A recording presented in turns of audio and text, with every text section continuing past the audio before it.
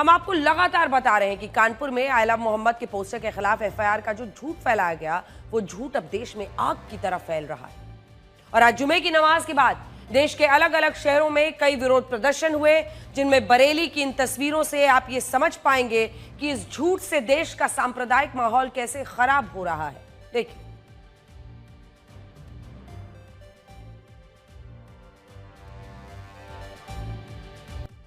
ये जो तस्वीरें आप देख रहे हैं, ये बरेली की अल हजरत दरगाह की है, जहां जुमे की नमाज के बाद मुस्लिम पक्ष के लोगों ने आई लव मोहम्मद के नारे लगाए और देखते ही देखते ये विरोध प्रदर्शन एक हिंसक टकराव में बदल गया। और आप इन तस्वीरों में देख सकते हैं कि कैसे प्रदर्शनकारियों ने पुलिस के ऊपर पत्थरबाजी भी की। ये वीडियो देखिए। इसके बाद पुलिस को भी लाठीचार्ज करना पड़ा, जिससे हालात और तनावपूर्ण हो गए। और आज यही सवाल पूछा जा रहा है कि आखिर इस परिस्थिति के पीछे वजह क्या है। तो सबसे पहले आपको यह समझना होगा कि दावा यह था कि कानपुर में आई लव मोहम्मद के पोस्टर्स लगाने पर एफआईआर दर्ज की गई है। पहला दावा था ये। कानपुर में 9 सितंबर की बात है, जब आई लव मोहम्मद का पोस्टर लगाने पर एफआईआर दर्ज हुई, जिसमें 9 नामजद और 15 अज्ञात लोगों को आरोपी बनाया गया। इस दावे को देश भर में ऐसे फैलाया गया जैसे पुलिस ने कानपुर शहर में मुसलमानों को आई लव मोहम्मद का पोस्टर लगाने पर गिरफ्तार किया, लेकिन यह दावा पूरी तरह से गलत है। तो सुनिए, खुद पढ़िए, कानपुर पुलिस ने इस दावे को लेकर क्या जानकारी दी है। यह गलत है कि इस पोस्टर को लगाने पर था। आई लव मोहम्मद के पोस्टर लगाने पर एफआईआर दर्ज की ही नहीं गई है। गलत जगह पर जानबूझकर उकसाने भड़काने के मामले में एफआईआर दर्ज की गई है। जहां पर इजाजत दी गई थी, वहां पर पोस्टर लगाने पर कोई एफआईआर दर्ज नहीं हुई। जिस पाकिस्तान के साथ हमें एक नहीं, शुरू में हमने कहा था ना कि एक भी मैच नहीं खेलना था, अब उस पाकिस्तान के खिलाफ भारत को एशिया कप का फाइनल भी खेलना होगा, जो 28 सितंबर को होगा। और उससे पहले आज एक बड़ी खबर यह आई है कि आईसीसी ने पाकिस्तान के खिलाड़ी हारिस रऊफ और भारतीय टीम के कप्तान सूर्य कुमार यादव के खिलाफ कार्रवाई की है और उन पर उनकी मैच फीस का 30% जुर्माना लगाया गया है।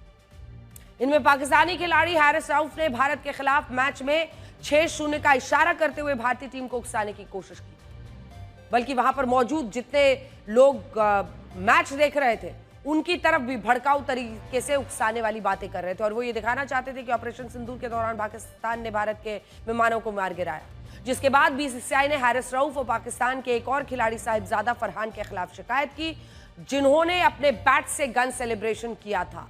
और अगर आपको यकीन नहीं है तो जरा इस खबर को देखिए। आज संयुक्त राष्ट्र महासभा में इजराइल के प्रधानमंत्री बेंजामिन नेतन्याहू ने भाषण दिया, जिसमें वो अपने साथ एक नक्शा लेकर आए थे और इसे दिखाकर संयुक्त राष्ट्र में ये बता रहे थे कि उन्होंने एक एक करके अपने सभी दुश्मनों को साफ कर दिया है।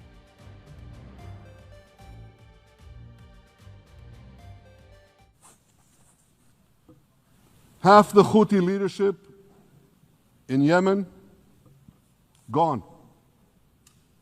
Yahya Sinwar in Gaza gone. Hassan Nasrallah in Lebanon gone. The Assad regime in Syria gone.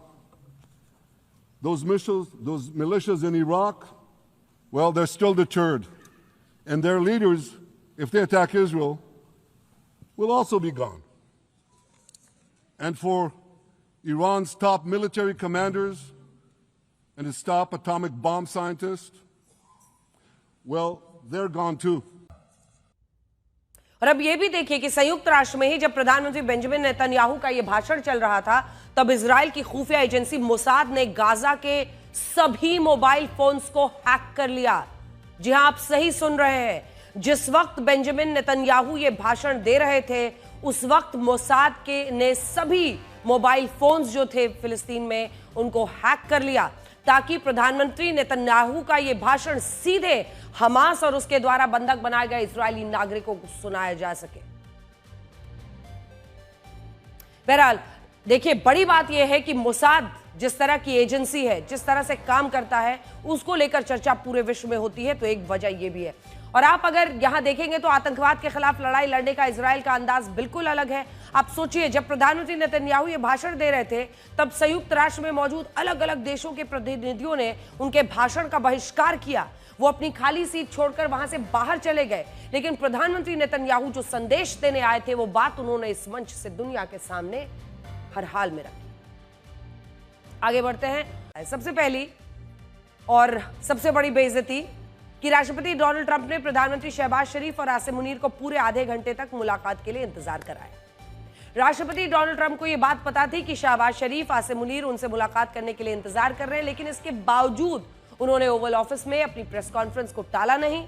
जबकि आमतौर पर ऐसी मुलाकातों के दौरान राष्ट्रपति ट्रंप अपनी प्रेस कॉन्फ्रेंस को आगे बढ़ा देते हैं, लेकिन इस मामले में ऐसा कुछ नहीं हुआ।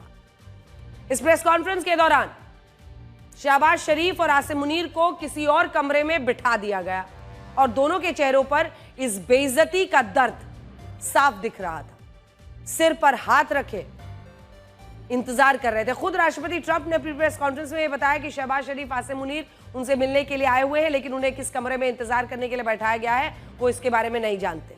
सुनिए पहले। अमेरिकी तड़के के साथ इंटरनेशनल बेइज्जती इसे ही कहते। राष्ट्रपति ट्रंप चाहते हैं कि अफगानिस्तान अपने बगराम एयरबेस का नियंत्रण अमेरिका की सेना को सौंप दे। यह बहुत बड़ी खबर हम आपको बता रहे हैं, जिस पर पूरे भारत को नजर रखनी होगी। तो आखिर इस खबर में क्या है? ये बगराम एयरबेस जो इस वक्त, आप जूम इन कीजिएगा एक बार मैप पर, ये चाहता है कि ये एयरबेस जो है वो बगराम एयरबेस अमेरिका के हवाले हो जाए। 1950 में सोवियत संघ ने इसे बनाया था। 1950 में सोवियत संघ का ये मुख्य सैन्य अड्डा था अफगानिस्तान में। 2001 में अमेरिका का इस पर कब्जा हुआ। 77 वर्ग किलोमीटर इलाके को विकसित करने का दावा है और ये काबुल से आप देख रहे हैं दूरी कितनी है, 60 किलोमीटर की दूरी है। तो समझिए कि अमेरिका चाहता है कि इस जो बगराम एयरबेस है उसका नियंत्रण अमेरिका को मिल जाए, जबकि तालिबान सरकार ऐसा करने से साफ इनकार कर रही है। वैसे एक सवाल आज राष्ट्रपति डोनाल्ड ट्रंप से भी है, जिन्होंने अपने पहले कार्यकाल में 1 जनवरी 2018 को यह कहा था कि पाकिस्तान आतंकवादियों के लिए एक सेफ हेवन बना हुआ है, लेकिन आज वो इसी पाकिस्तान के प्रधानमंत्री और सेना प्रमुख को व्हाइट हाउस में बुलाकर उनके साथ मुलाकात करते हैं। मैं आपको पढ़कर भी बताती हूं, पिछले 15 सालों में अमेरिका ने मूर्खतापूर्वक पाकिस्तान को 33 अरब डॉलर से ज्यादा की मदद की है। खुद लिखा था डोनाल्ड ट्रंप ने। अब उन्हीं को बुला रहे हैं। तो जिनकी मदद करना पहले मूर्खता थी, उनसे अब मिलना और उनकी मदद की बात करना क्या है? रॉकेट साइंस तो है नहीं इसे समझना। उन्होंने हमारे नेताओं को मूर्ख समझते हुए हमें झूठ और धोखे के अलावा कुछ नहीं दिया। पाकिस्तान उन आतंकवादियों को पनाह देता है जिनकी हम अफगानिस्तान में तलाश कर रहे हैं। ये किसी और ने नहीं लिखा है, मिस्टर डोनाल्ड ट्रंप ने लिखा है। जिस वक्त दुनिया के तमाम देश युद्ध में 3 इडियट्स फिल्म से भारत के घर घर में मशहूर हुए सोनम वांगचुक पर यह आरोप क्यों लग रहे हैं कि उन्होंने लद्दाख में हिंसा के लिए युवाओं को भड़काया और अपने एनजीओ की मदद से विदेशी चंदे का दुरुपयोग किया। इन आरोपों में आज सोनम वांगचुक को गिरफ्तार भी कर लिया गया और आरोप लग रहे हैं कि वो लद्दाख में अरब स्प्रिंग जैसे हालात पैदा करना चाहते थे। अरब स्प्रिंग के दौरान सोशल मीडिया की मदद से कई देशों में तख्तापलट की कोशिश हुई थी और बड़े पैमाने पर अरब देशों में विरोध प्रदर्शन हुए थे। हालांकि इन आरोपों को सोनम वांगचुक लगातार खारिज कर रहे हैं, लेकिन इन आरोपों के बीच उनके एनजीओ पर विदेशी फंडिंग लेने के भी आरोप लगे, जिससे उनकी मुसीबतें बढ़ी। सोनम वांगचुक को राष्ट्रीय सुरक्षा कानून के तहत गिरफ्तार किया गया है। जानकारी ये मिल रही है कि उन्हें दिल्ली लाया जाएगा। लेह में 24 सितंबर को पूर्ण राज्य का दर्जा और 6ठी अनुसूची में शामिल करने की मांग को लेकर प्रदर्शन शुरू हुए, जिसमें हिंसा भड़क गई। पिछले 62 वर्षों में भारत के आसमान की सुरक्षा जिन कंधों पर थी, वो आज योद्धा रिटायर हो गए हैं। हम देश के पहले सुपरसोनिक फाइटर जेट मिग 21 की बात कर रहे हैं, जिसने कई युद्धों में भारत को गौरवान्वित किया। आज चंडीगढ़ एयरबेस पर हुए विदाई समारोह में मिग 21 की सेवाओं को आधिकारिक रूप से समाप्त कर दिया गया। अपने रिटायरमेंट के दिन मिग 21 ने अपनी शक्तियों का आखिरी प्रदर्शन किया। एयरफोर्स चीफ एपी सिंह ने 6 फाइटर जेट्स के साथ उड़ान भरी। यह आखिरी बार था जब मिग 21 ने आसमान की ऊंचाइयों को छुआ। किसी समय भारतीय वायुसेना की रीढ़ माने गए इस फाइटर जेट को साल 1963 में चंडीगढ़ में भी वायुसेना के सुपुर्द किया गया था। आज उसे इसी जगह पर सम्मान सहित विदा किया गया। अपनी सर्विस के दौरान MiG-21 ने 1965 के युद्ध में पाकिस्तान को धुआं कर दिया। इसके बाद 1971 के मुक्ति संग्राम में पाकिस्तानी वायुसेना को धूल चटाकर बांग्लादेश बनवाया।